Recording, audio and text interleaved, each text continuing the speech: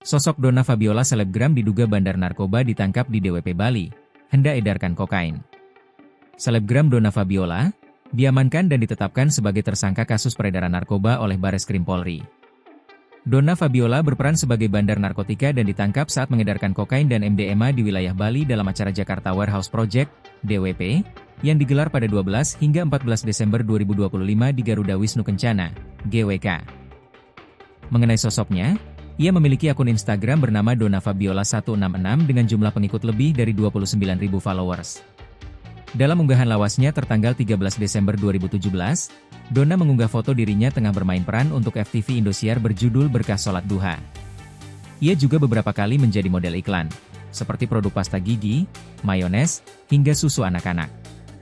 Donna diketahui kenal dengan mantan istri Faisal Haris, Sarita Abdul Mukti. Hal ini tampak dari unggahan lawas Donna pada 17 Desember 2017.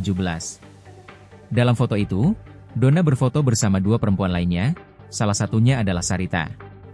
Untuk status pernikahan, Donna tampaknya sudah menikah dan memiliki anak. Pada 26 Maret 2024, ia mengucapkan selamat ulang tahun untuk suaminya dengan mengetek akun bernama Tigran Denre. Menurut keterangan polisi, Donna dan suaminya sama-sama terlibat kasus peredaran narkoba.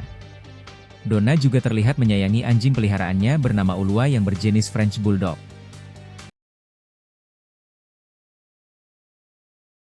Download Tribun X sekarang, menghadirkan lokal menjadi Indonesia.